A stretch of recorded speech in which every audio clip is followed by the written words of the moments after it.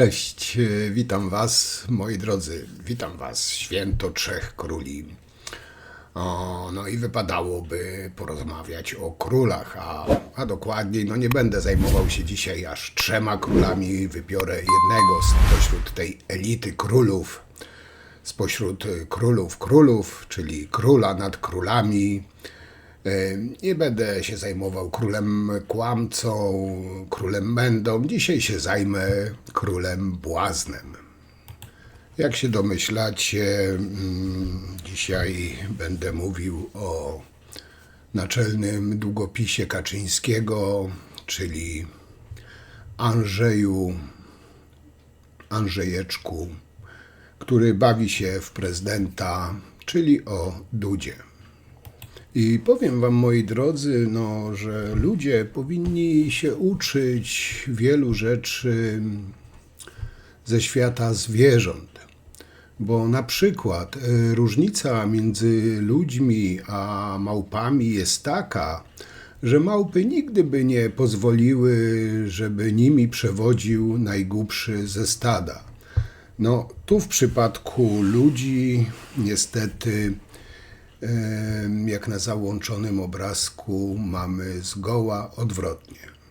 Jak pewnie już słyszeliście, w zeszły piątek cały świat, cała Europa, cały wszechświat po prostu wstrzymał oddech, bo chłopiec w krótkich spodenkach, który bawi się w Polsce w prezydenta, strzelił focha i nie wziął udziału podczas inauguracji polskiej prezydencji w Radzie Unii Europejskiej. Po prostu tupnął nóżką i się nie pojawił. Czemu? Się dzisiaj dowiecie. Nie wiem, każdy go postrzega na swój sposób. Dla mnie osobiście ten osobnik jest po prostu cynikiem, pozerem, kameleonem, czyli chodzącą definicją hipokryzji. To jedynie jest ułamek określeń, jakie już na stałe, że tak powiem, przywarły do tego człowieka, który tak naprawdę ośmieszył i zdemolował urząd prezydenta. Zresztą nie tylko urząd prezydenta, bo ośmieszył i to niejednokrotnie już cały nasz kraj. Czyli inaczej rzecz biorąc, moi drodzy, jego denność, miłościwie panujący PiS-owi Andrzej I z dynastii długopisów małopolskich, nie pojawił się na wielkiej gali w Teatrze Wielkim na inauguracji prezydenckiej Polski w Unii Europejskiej. A czemu się nie pojawił? Bo szczelił focha. A czemu szczelił focha? To chyba wie jego tylko umysł. Chciałbym tutaj przypomnieć, że jeszcze nie tak dawno nasz rezydent apelował o współpracę z rządem właśnie w sprawie prezydencji członkostwa Polski w Unii Europejskiej. Mało tego, nawet ustawę złożył, która miała to wymuszać. A tak przyszło, co do czego, wyjechał sobie na narty. Hipokryzja, małostkowość, czy po prostu zwykła dziecinada. Tak naprawdę ta nieobecność Dudy i pisowców na uroczystościach objęcia prezydencji przez Polskę wpisało się w narrację Rosji, Putina i tej całej skrajnej, śmiesznej prawicy. Ale tak naprawdę, moi drodzy, ta cała nieobecność Dudy na gali z okazji rozpoczęcia polskiej prezydencji w Unii Europejskiej to nie tylko foch czy zwykły przypadek. Duda konsekwentnie od 2015 roku prowadził politykę antyunijną. Inicjował i podpisywał ustawy niszczące praworządność, powoływał dublerów do Trybunału Konstytucyjnego, tysiące neosędziów do sądów, akceptował niszczenie innych standardów unijnych. To wszystko było poddane weryfikacji europejskich trybunałów. We wszystkich sprawach Duda przegrał jako prawnik, jako prezydent i jako człowiek. Pozostała mu tylko ta końcówka kadencji i odpowiedzialność za całe zło, które uczynił państwu polskiemu. Ja pochodzę z krakowskiej inteligencji. Pokazałem, co potrafię przez ostatnie 5 lat. Niestety, ale wszyscy rektorzy zostali zjedzeni. Tak to czysto. Jako prezydent Rzeczypospolitej będę żądał. 11 razy. Żądam i będę żądał. Jak mówię, że ma być, to będzie. Bardzo proszę nie manipulować i nie kłamać. Trzymamy wielkie Podpaski. I co? Powiem otwarcie. Nie jest to sprawa prezydenta Rzeczypospolitej. Mamy dość tego zakłamania. Bardzo proszę nie manipulować i nie kłamać. Ja jestem, proszę państwa, stabilny. Proszę Państwa, tak, dlatego 14, a może będzie możliwość za jakiś czas dać 15 i tak dalej, i tak dalej, i tak dalej, aż dojdziemy do 12. Pierwsza, druga, teraz trzecia. Stanowisko się nie zmienia i Ja się uczę. Uczcimy Ciebie piosenką. Szczaw i Mirabelki.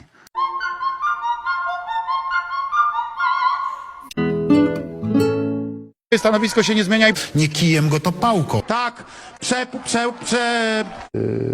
Ja nie Bardzo proszę nie manipulować i nie kłamać. Byli gorszym wirusem niż, proszę państwa, koronawirus. Szczepienia na koronawirusa absolutnie nie powinny być obowiązkowe. Ja jestem prezydentem Rzeczypospolitej Polskiej. This is really the problem.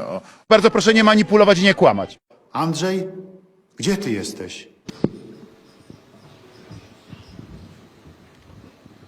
Myślę, że Friend in need is a friend indeed. A niech was wszyscy diabli. gdyby tak ścisnąć. Nie jest dobrze, jak chcesz być prezydentem Rzeczypospolitej i 2 razy pęka ci rura.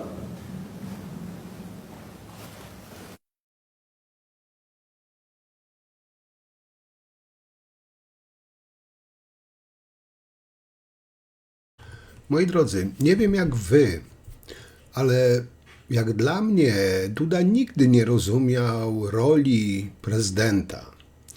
Ta inauguracja polskiej prezydencji w Warszawie, która odbyła się w piątek o 20 w Teatrze Wielkim w Operze Narodowej, rozpoczęła się ta cała gala z okazji objęcia przez Polskę półrocznej prezydencji w Radzie Unii Europejskiej. Ze sceny przemawiał Donald Tusk, szef Rady Antonio Cossa.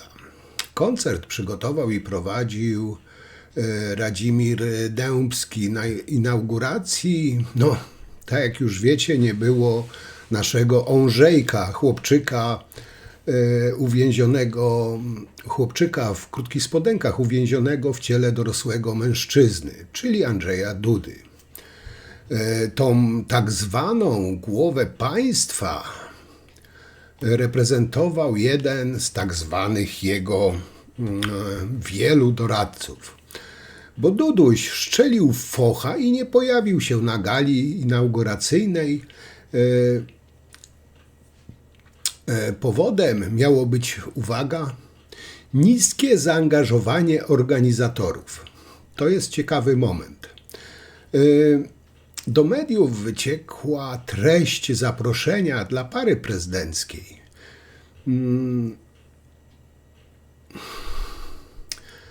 Nie wiem, jak to nazwać.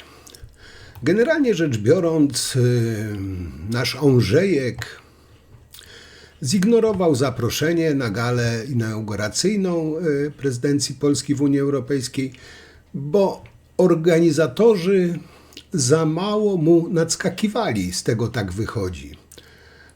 Po wysłaniu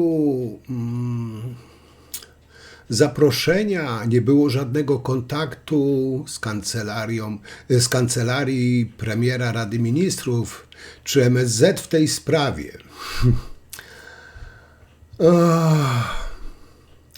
Czyli inaczej rzecz biorąc, można wywnioskować, że dla organizatorów nie było to istotne wydarzenie.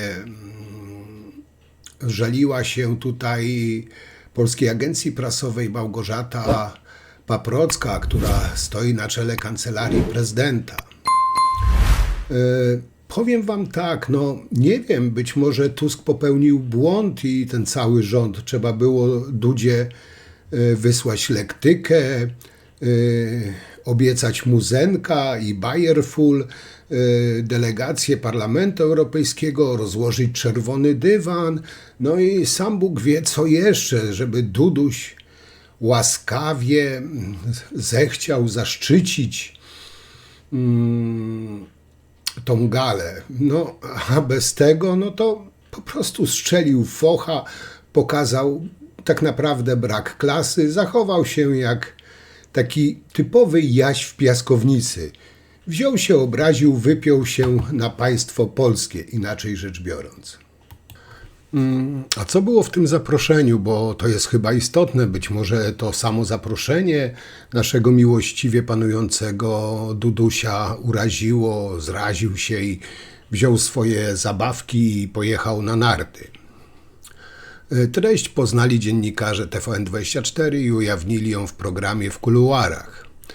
I tutaj tak mniej więcej treść zaproszenia. Z tej wyjątkowej okazji zapraszam pana z małżonką na galę otwarcia polskiej prezydencji w Radzie Unii Europejskiej. Wydarzenie odbędzie się w piątek 3 stycznia 2025 roku o godzinie 20 w Teatrze Wielkim Operze Narodowej w Warszawie.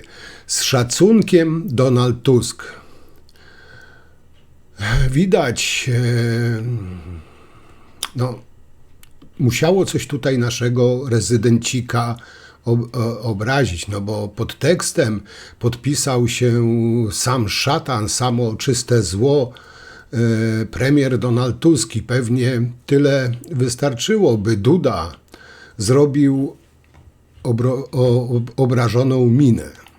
Bo tak naprawdę nie wiem, być może wy wiecie, to mnie oświećcie, no czego mógł się więcej spodziewać, no nie wiem, czego oczekiwać więcej, kwiatów, kolejnego zaproszenia, telefonu od Tuska, specjalnej delegacji przepasanej szarfą biało-czerwoną, która miałaby błagać na kolanach, by miłościwie nam panujący rezydent się pojawił, by łaskawie pełnił swoje zasrane obowiązki.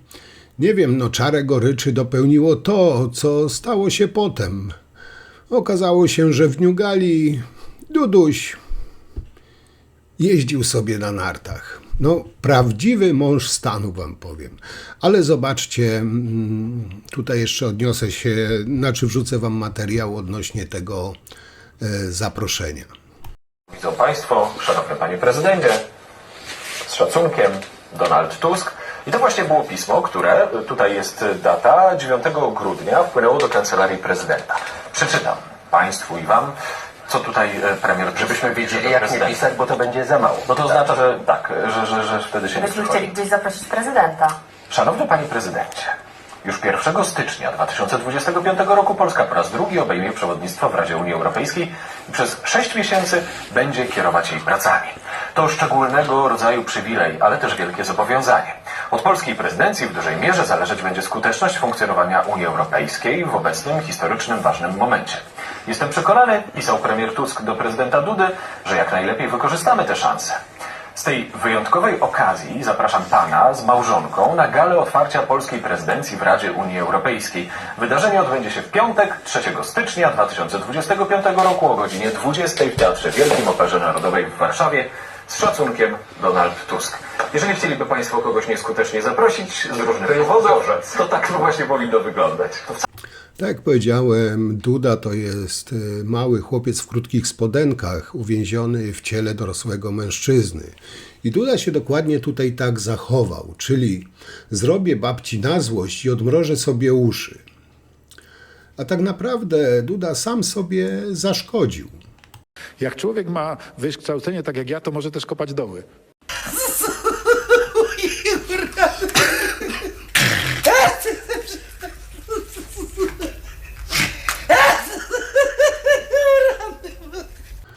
Bo tak naprawdę Duda, nie przychodząc na tę uroczystość, sam pozbawił się tak naprawdę należytej mu uwagi w tej sytuacji, no, zrobił, tak jak powiedziałem, sam sobie na złość, nie przychodząc na to spotkanie. Duda jakby celowo umniejszał rangę tego wydarzenia, wysyłając na miejsce swojego mało znanego, nic nieznaczącego doradcę Wojciecha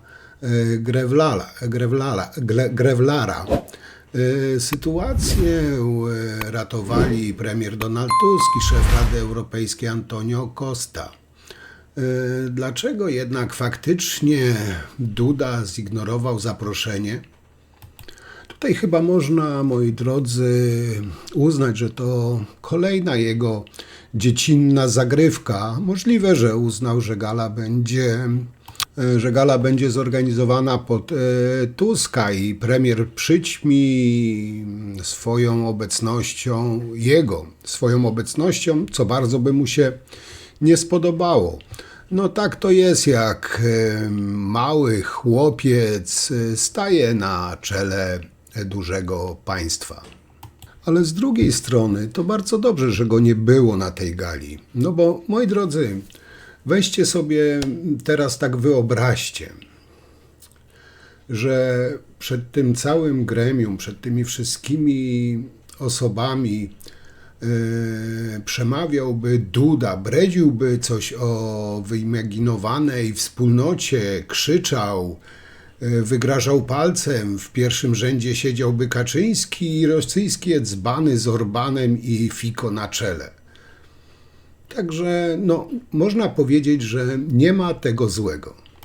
Ale powiem wam też, że ta cała nieobecność Dudy na gali z okazji rozpoczęcia prezydencji w Unii Europejskiej, to tak naprawdę, no tak mi się wydaje, to nie tylko foch czy przypadek. Bo Duda konsekwentnie od 2015 roku prowadzi politykę antyunijną. Pamiętacie, baju dla frajerów. Inicjował, podpisywał ustawy niszczące praworządność, powoływał dublerów do Trybunału Konstytucyjnego, tysiące neosędziów do sądów, akceptował i niszczył niszczenie innych standardów unijnych.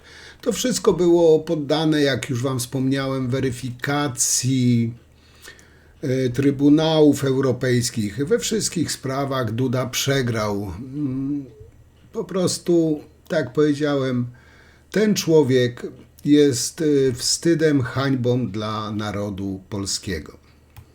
I tak jak powiedziałem, dobrze, że Duda nie uczestniczył w tej piątkowej gali inauguracyjnej polską prezydencję w Radzie Unii Europejskiej. Powiem wam, że bardzo dobrze, bo z niego ani prawdziwy Polak, ani Unijczyk, ani Europejczyk. Duda to taki prowincjonalny kmiotek, słabo wykształcony kołtun, rasista, ksenofob, mizogin, homofob, po prostu burak. Mam takie o nim zdanie, jak wielu innych Polaków.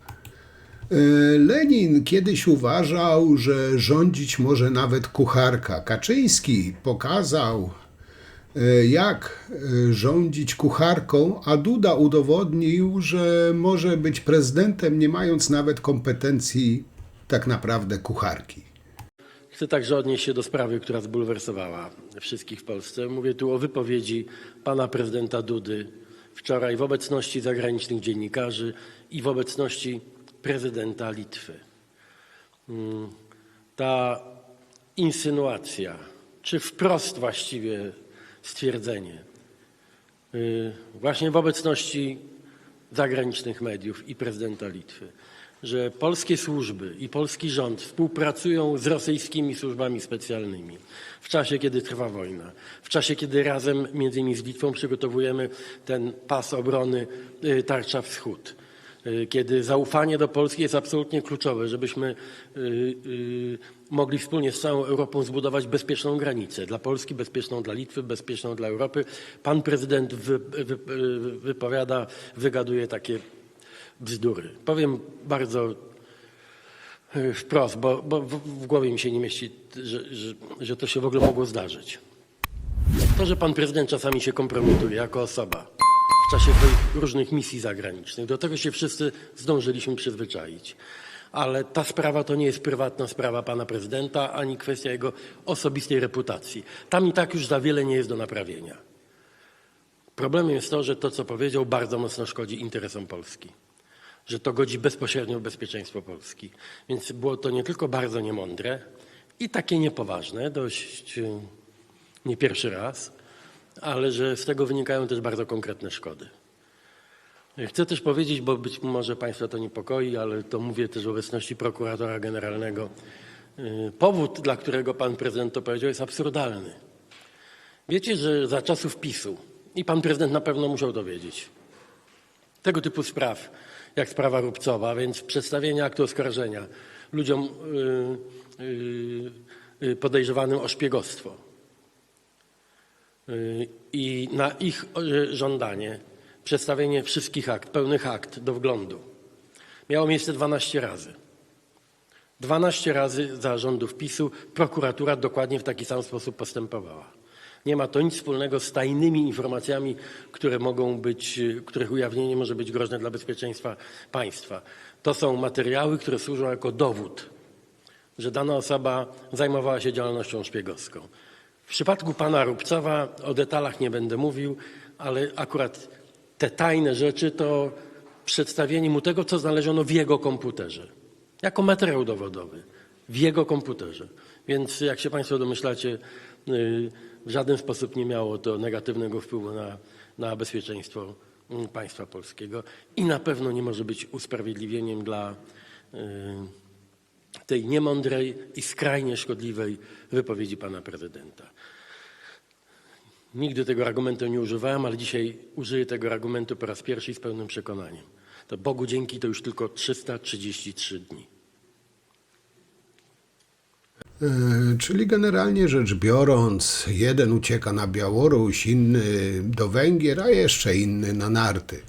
I żeby tutaj było zabawniej, to nie myślcie sobie, że oni obwiniają Dudę, zresztą to by było dziwne, za to, że zachował się jak po prostu zwykły rozkapryszony szczeniak. Nie, no oczywiście to jest wina Tuska, nikogo innego, tylko Tuska. No i tutaj nie powinno być żadnego zaskoczenia. No, tok myślenia pisowców wiecie wszyscy jaki jest. No bo między innymi właśnie Błaszczak, moi drodzy, stwierdził, że to właśnie rząd polski wystawia Polskę na pośmiewisko. Nie, Ondrzejek, nie, ale mało tego. Pokażę wam coś lepszego, bo Błaszczak to był przy Beci Kępie, no mały Miki. Becia złamała system. I nie wiem, czy to ona sama sobie to wymyśliła, czy jakiś ajatollah intelektu pisowskiego jej kazał to napisać, no ale nawet nie wiem, powiem wam naprawdę nie wiem, jak to nazwać, no po prostu petarda. No oczywiście jeszcze intelektualista inaczej, czyli szef gabinetu Dudy, Marcin Mastalerek, no kolejna pisowska tuza intelektu.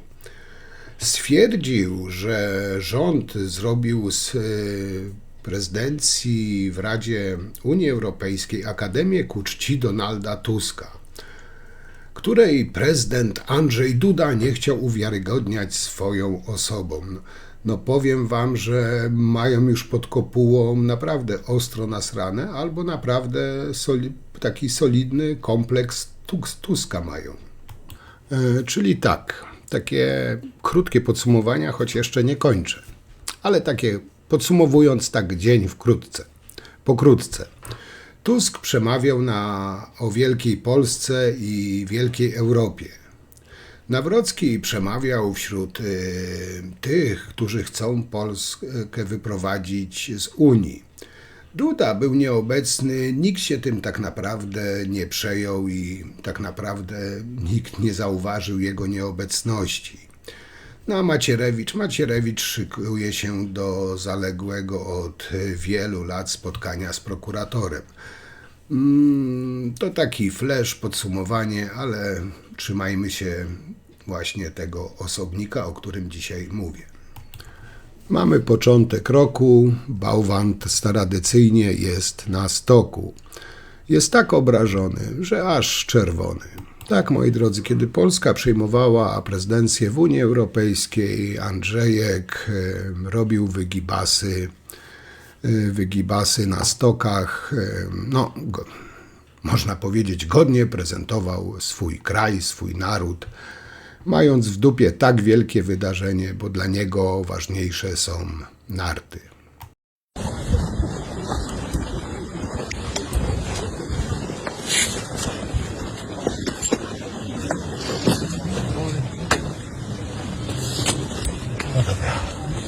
Dobra, kochani, możemy ruszać. No może nie za długie to, ale jest.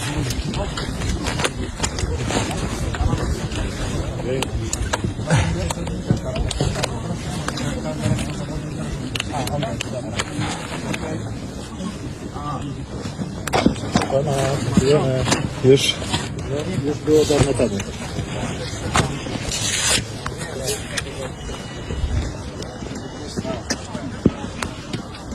I no, pewnie każdy normalny Polak będzie pamiętał jego słowa, te baju, baju dla frajerów, wyimaginowana wspólnota. Tak naprawdę od lat było wiadomo, że Dudzie nie po drodze z Unią Europejską, a w piątek tylko po raz kolejny z rzędu to potwierdził. Postawił się poza polską racją stanu, poza polską prezydencją i warto to chyba odnotować. Warto też chyba pamiętać o tym, że pomagał, gdy jego koledzy z partii niszczyli konstytucję. Milczał, gdy jego koledzy z partii kradli jak szaleni. Klaskał, gdy jego koledzy inwigilowali opozycję. Dzisiaj atakuje rząd, który po tym wszystkim musi posprzątać. Duda twierdzi, że ma najsilniejszy demokratyczny mandat. To tu chyba wypadałoby zapytać, a może najpierw pogratulować dobrego samopoczucia i zapytać, jaki ten mandat by był, jaki ten mandat by miał, gdyby nie Pegasus, gdyby nie mieszkańcy DPS-ów, gdyby nie cała pisowska machina, cały aparat państwowy, który służył do wątpliwego, podkreślmy, wątpliwego wygrania tych wyborów. Ciekawe, jak się ma ten demokratyczny mandat, najsilniejszy według Dudy, do łamania praworządności i praw człowieka. Moi drodzy, tak naprawdę cała Europa w piątek w Warszawie wytyczała kurs na bezpieczeństwo, a nasz Andriuszek w tym czasie ślizga się po chaosie, bałaganie, zadymie prawnej w bezpieczną bezkarność. To jest takie, odnoszę wrażenie, tak to odbieram, to jest potwarz narodowa antypolskiego PiS i całego kościoła, który popiera tą mafię pisowską. I że taki Duda mógł zostać najwyższym urzędnikiem państwa delegowanym, aby czuwać nad przestrzeganiem konstytucji, Duda nie rozumie nawet ducha konstytucji. Ten człowiek nie pojmuje takich konstytucyjnych określeń jak troska o byt i przyszłość ojczyzny. Prawda, sprawiedliwość, dobro wspólne i piękno, równość w prawach i w powinnościach, wspólnota, współdziałanie, trójpodział władzy czy dialog społeczny. Dla niego tak naprawdę to są obce słowa, obce byty, można powiedzieć. A chyba najważniejsze jednak, że ten człowiek nie rozumie istoty niezbywalnej godności człowieka, jego prawa do wolności, obowiązku solidarności z innymi. W Polsce poprzez istnienie wielu partii i wrogich grup społecznych potrzebny byłby ktoś, kto stanie ponad podziałami. To prezydent właśnie powinien łączyć i szukać dobra wspólnego.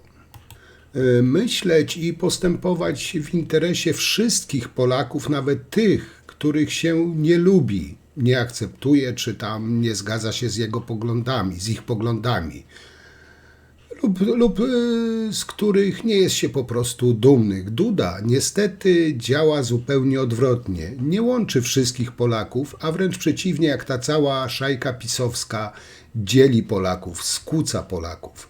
No ale dla Dudy są rzeczy oczywiście ważne i ważniejsze. Nie jest ważne dla niego godnie prezentować swój kraj, do którego jest powołany, by godnie reprezentować swój kraj. On ma tak naprawdę swój kraj i reprezentowanie swojego kraju głęboko w dupie. On ubierze czerwony kubraczek i pojedzie na narty, bo to dla niego jest ważniejsze niż tak ważne wydarzenie, jakie odbyło się w piątek. Ja tu jadę z koksem. Gdy ja zjeżdżam na nartach, to ja muszę myśleć o zjeździe na nartach. I to jest dla mnie najlepsza regeneracja. Ja nie mogę wtedy myśleć o polityce. Ja nie mogę wtedy myśleć o problemach, które mnie otaczają, bo ja się muszę skupić na jeździe, bo ta jazda nie jest bezpieczna. Jeżeli ja chcę spokojnie dojechać, to muszę być absolutnie skupiony na tym, co się wokół mnie dzieje i gdzie jadę. Nie jest też tajemnicą, że Duda wielokrotnie, w recydywie można powiedzieć, łamał konstytucję i wbrew konstytucji na przykład nie tylko oddał Polskę w ręce tych Hunów pisowskich, czyli jednej partii, ale i szczujnie na kolejne szczujnię, która dzieliła Polaków na grupy społeczne, mniejszości, na Polaków innych niż jego chora wyobraźnia, pazerność, narcyzm, pycha. Duda nie pobudza współdziałania, nie szanuje dobra wspólnego, nie łączy, a szczuje, zabiera prawa, kłamie, niszczy system prawny, rozpuszcza ploty. Źródłem jego władzy nie jest uniwersalność postępowania wobec różnych Polaków, bo Polska to nie tylko PiS, nie tylko wizja PiS-u czy tam, nie wiem, Konfederacji. Polska to jest cała różnorodność Polaków. I Duda właśnie wobec tej różnorodności Polaków nie potrafi się zachować, nie potrafi postępować, ale brutalna propaganda, media i przekupywanie wyborców. Dlatego Duda akceptuje niszczenie kraju, bezkarność pisowskich przestępców.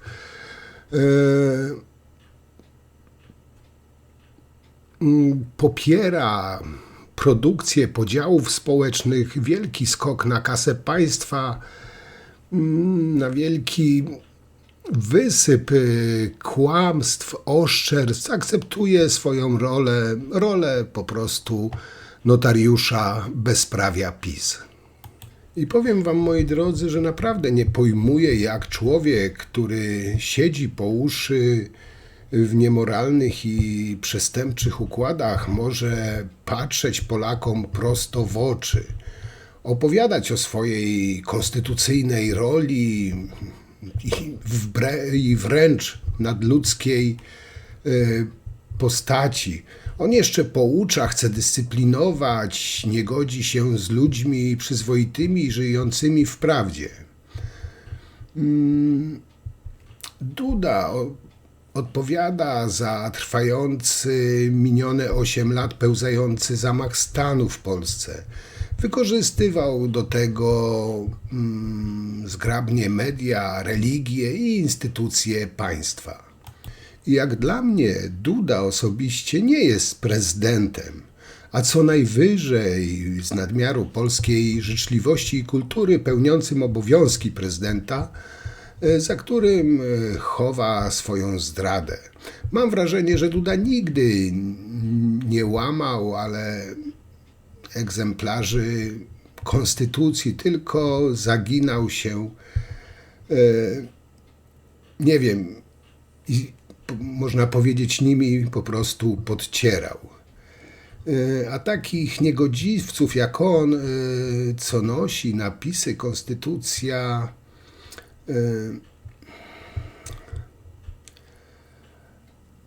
przemilczę, po prostu przemilczę. Powiem wam tak, dzisiaj PiS i ten cały ich kościół katolicki popiera podobnego Karolka, antyeuropejskiego nacjonalistę, który uczestniczył w proteście z hasłem Polextu, czyli domagając się opuszczenia Unii Europejskiej przez Polskę.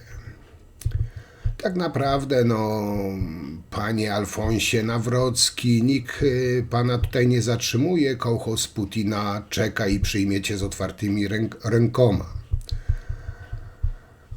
I powinien taki Nawrocki startować w wyborach na wschodzie.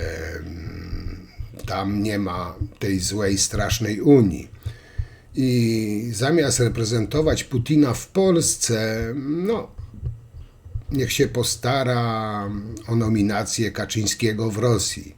Będziemy wszyscy zadowoleni i spokojniejsi, a i sam Nawrocki będzie uczciwie wdrażał swoje poglądy.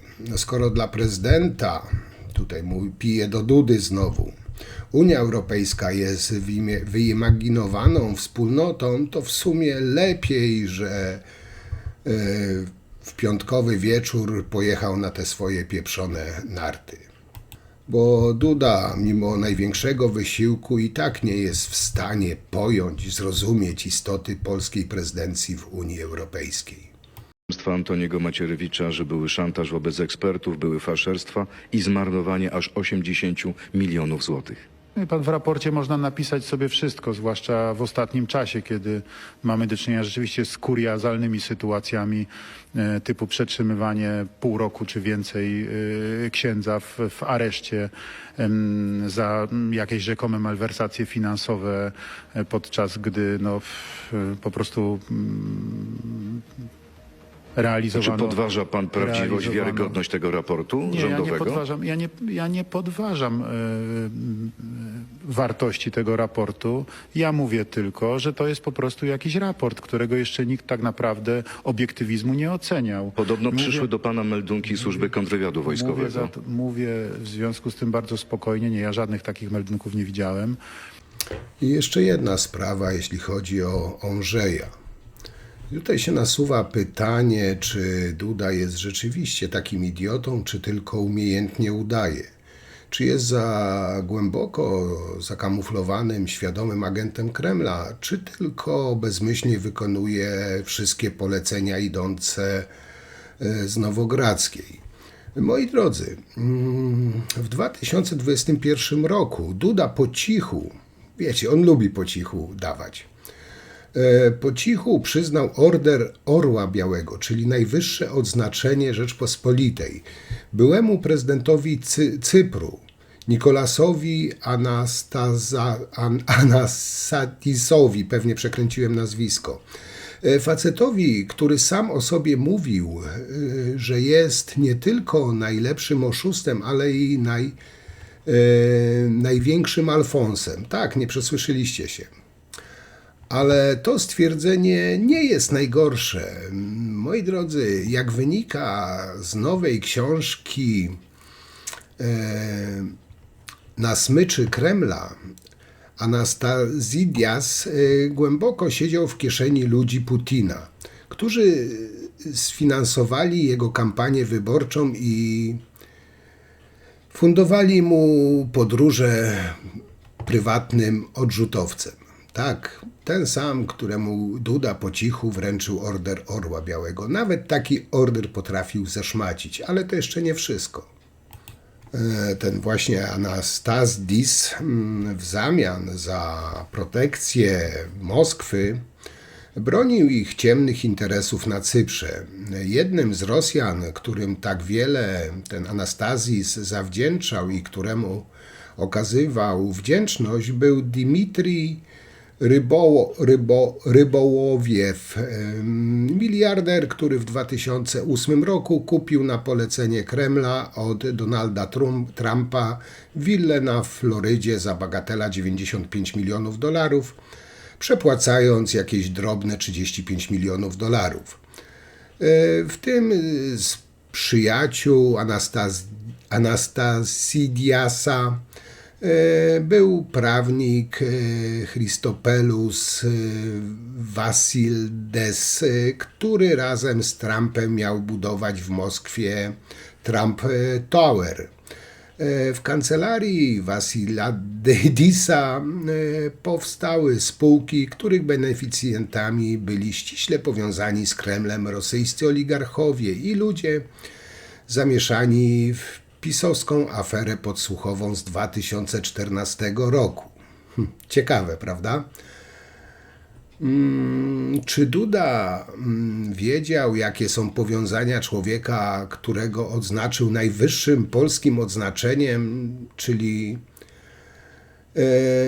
czy orientował się w tym, że ludzie Vassiliadisa współpracujący z Kremlem zamieszani byli w aferę podsłuchową w 2014 roku? Czy też nie wiedząc o niczym bezmyślnie wykonał rozkaz z Nowogrodzkiej? Dobre pytanie. Przedstawiciele tego człowieka, prominentni przedstawiciele zamieszani byli i nadal są w brutalne i zdradzieckie interesy Kremla. Patrząc na te 10 lat tak zwanej prezydentury Dudy, mając przed oczami i pamiętając wszystkie jego działania mające na celu zdemolować i całkowicie rozwalić polski system prawny i demokrację oraz na obecne torpedowanie wszelkich ustaw i działań rządu Donalda Tuska ratujących i naprawiających wymiar sprawiedliwości, praworządność i demokratyczny ład w Polsce, można odnieść wrażenie, że Duda jest albo skończonym bałwanem, albo bezwolnym i ślepym narzędziem zdradzieckich łajdaków z Nowogrodzkiej, lub całkowicie świadomym, bezczelnym, wyuzdanym, cynicznym zdrajcą polskiej racji stanu. To pozostawię waszej ocenie i wielki znak zapytania. Kwestia rzezi wołyńskiej jest tematem bardzo dla Ukrainy niewygodnym, a kwestie ekshumacji żołnierzy Wehrmachtu dla Ukrainy są tematem neutralnym. Ale czy to nie jest trochę tak, że polska polityka wobec Ukrainy w ostatnich 2,5 roku w tym temacie nie poniosła porażki? Panie redaktorze, to jest wielkie pytanie, które oczywiście nieraz było stawiane i jest to zarzut, który jest stawiany także mnie, ja mam tego świadomość. Trzeba było Ukraińcom powiedzieć, prawda, dostaniecie od nas cokolwiek pod warunkiem, że się przyznacie, że klękniecie na kolana, że przeprosicie i tak dalej, i tak dalej. Oczywiście można było zaszantażować Ukrainę, która miała wtedy przez Rosję przyłożony nóż nawet nie tyle do gardła, co w zasadzie wbity w gardło. Można było, tak? Ale to proszę w takim razie do tego znaleźć innego polityka, ponieważ ja takimi metodami nie działam. Wie pan, proszę też pamiętać, że Wołodymyr Zełenski również dzisiaj jest pod różnymi presjami, również pod presjami swoich największych donatorów, to znaczy tych, którzy dzisiaj rzeczywiście przekazują mu największe ilości uzbrojenia, tak, po to, żeby bronić Ukrainy. Ja Wie pan, co mówią ludzie? My już wszystko przekazaliśmy, w związku z tym nie liczy się z nami teraz. No w jakimś sensie tak to być może wyglądać. Dlatego, czy to pana osobiście nie zabolało? Wie pan, polityka nie jest od tego, żeby zabolało, tylko polityka jest też od tego, żeby patrzeć i przygotowywać taktykę na następne działania i cały czas trzeba na bieżąco rozpatrywać sytuację. Można było się spodziewać, że ta sytuacja będzie się tak zmieniała, bo myśmy dali to, co mogliśmy dać po prostu i to daliśmy szybko i rzeczywiście daliśmy wtedy, kiedy było potrzebne i ja uważam osobiście, że to jest nasza wielka chluba, tylko że od tego czasu minęły już 2 lata i trudno, muszę z przykrością powiedzieć, life is brutal. Moi drodzy, i tak już na koniec, bo znowu mi się wydłużyło, ale temat Andrzeja chcę zakończyć w jednym materiale. Mam nadzieję, że mnie przez to nie nienawidzicie. Chodzi tutaj o orędzie, tak zwane orędzie noworoczne Dudy. To nie było nawet wystąpienie orędziopodobne. W sylwestrowy wieczór Duda przemówił do obywateli, a bardziej do wyborców PiS. No ale niech będzie, że do obywateli. Nie było to jednak prezydenckie orędzie noworoczne, to było wystąpienie prezydenta, który postanowił wziąć udział w kampanii wyborczej jako stronnik jednego z kandydatów, czyli Alfonsa Nawrockiego. Duda rozprawiał o niemal 10 latach szczęśliwości i roku chaosu. Serio. Przekonywał, że za czasów PiS nasza ojczyzna dynamicznie się rozwijała, udało nam się zrealizować wiele niezwykle ważnych i potrzebnych inwestycji, może miał na myśli rów Jarosława. Jak mówił, wzmocniliśmy polską armię, dlatego tyle tysięcy żołnierzy odeszło z armii. I obronę naszych granic. Pewnie dlatego białoruskie śmigłowce se latały. Na środek Polski niemal ruska rakieta spadła, jedna przy granicy. No ale pomińmy to. Istotnie wzrosło też znaczenie Polski na arenie międzynarodowej, no szczególnie jak on ją reprezentował. Jako Polacy pokazaliśmy, że jesteśmy narodem pracowitym, przedsiębiorczym, którzy doskonale potrafili wykorzystać możliwości, które się przed nami otworzyły. To był dobry czas dla Polski, mówił Duda. A teraz? Od kiedy PiS stracił władzę, Duda odnotowuje wiele niepokojących sygnałów odnoszących się do rozwoju naszego kraju, wyobraźcie sobie. Rekordowa dziura budżetowa, opóźnienia strategicznych inwestycji, takich jak Centralny Port Komunikacyjny czy budowa pierwszej polskiej elektrowni jądrowej, problemy służby zdrowia i groźba zamykania szpitali. No, straszne rzeczy zaczął opowiadać. Mimowolnie Duda przypisał jednak Tuskowi przymioty, których premier nie posiada. Jakąś taką niezwykłą determinację i nadprzyrodzoną wręcz sprawczość w kierowaniu chaosu, na przykład prawnego.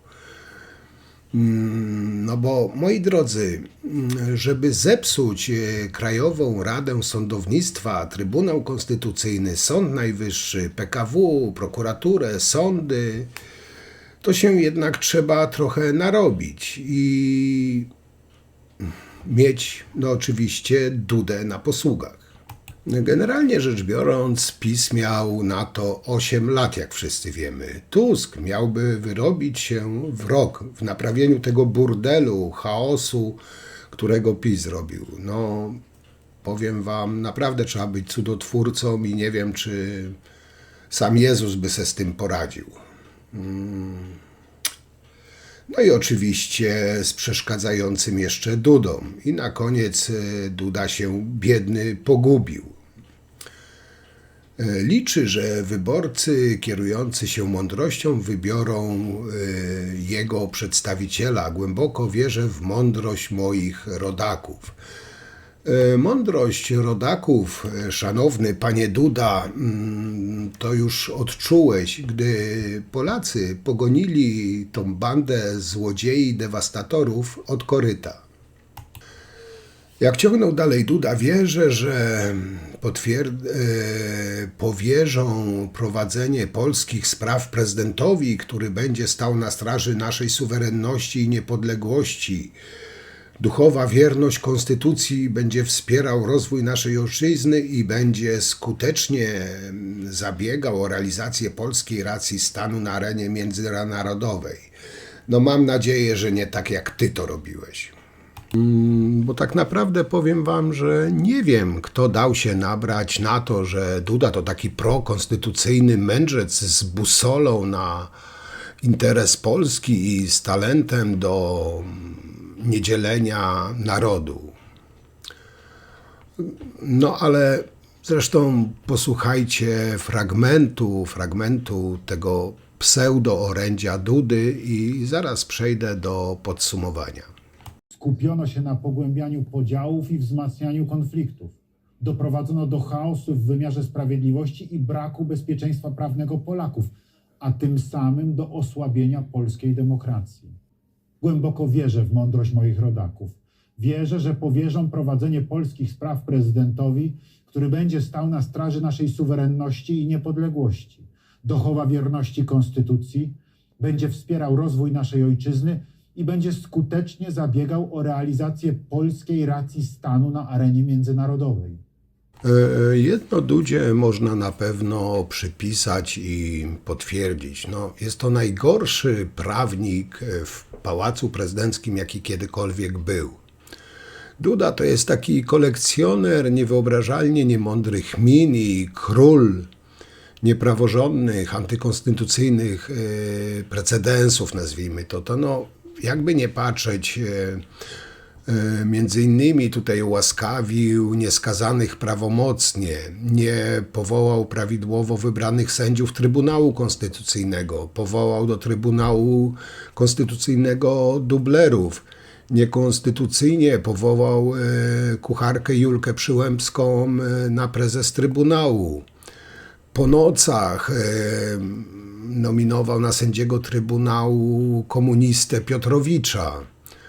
Uzależnił sądy od władzy wykonawczej, ukrywał w Pałacu Prezydenckim skazanych przestępców. Dudę krytykował od lat nawet jego promotor, profesor Jan Zimmermann, pracownik Uniwersytetu Jagiellońskiego. I wyobraźcie sobie, że w 2015 roku profesor Zimmermann mówił: prezydent Andrzej Duda jako absolwent Wydziału Prawa Uniwersytetu Jagiellońskiego i mój wychowanek nie powinien łamać konstytucji. Jest mi z tego powodu przykro.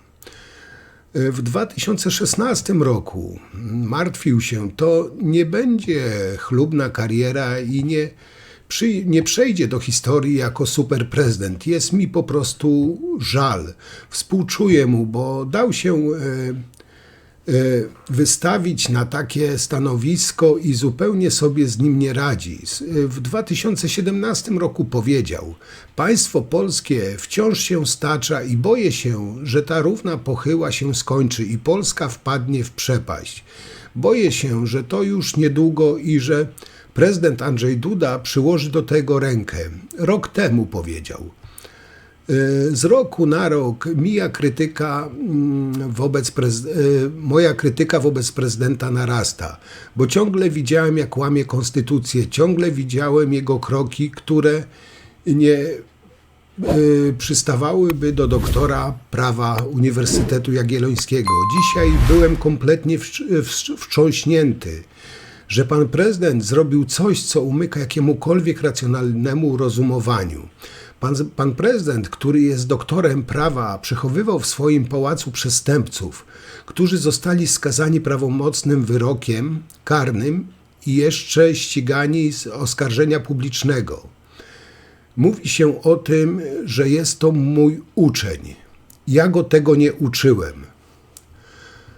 On mówi, że ciągle się uczy, więc widocznie go kogoś jeszcze nauczał później tego wszystkiego, jak należy i nie tylko omijać konstytucję, ale i omijać prawo karne. Profesor Jan Zimmermann od 2015 roku miał rację. Duda to najgorszy prawnik w pałacu, bo dumnie gardził prawem. Czy da się bardziej opisać własnego doktoranta, który sam regularnie dostarcza dowodów przeciwko sobie? A to całe orędzie noworoczne nie było nawet orędziopodobne. Zresztą nie pierwszy raz. Od takie banalne, bublowate, kampanijne wystąpienie. Zresztą, jak to można śmiało powiedzieć, jaki Duda, takie orędzie, takie wystąpienie. Moi drodzy, nadużyłem waszej gościnności, waszego czasu. Przepraszam, że tak długo, ale myślę, że należało to wszystko powiedzieć, wyrzucić, podsumowując ten rok. Mam nadzieję, że i Duda odpowie za to wszystko, co zrobił Polsce i polskiemu narodowi. I miejmy nadzieję, że jego zamiennik, podmiennik Nawrocki nie dostanie się do Pałacu Prezydenckiego i nie będzie kolejną osobą, która będzie kalała to miejsce i ten urząd i cały nasz kraj. I tym akcentem pozwólcie, że zakończę dzisiejszy mój monolog. Jak zawsze piszcie, komentujcie, oceniajcie. Ja wam jeszcze raz bardzo dziękuję za wczorajszego live'a. Był naprawdę przedniarz. Naprawdę bardzo żałuję, że musiałem szybciej skończyć. Mam nadzieję, że w niedzielę uda nam się dłużej porozmawiać, pośmiać. Także na dzisiaj to tyle.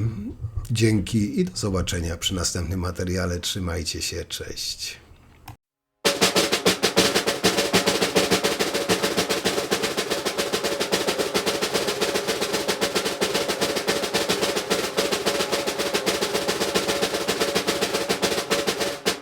Najpierw go ignorowano, później się z niego śmiano, później z nim zwalczono, a na końcu zwyciężył i od 10 lat reprezentuje prawą stronę ludzi, którzy mają miłość do Polski.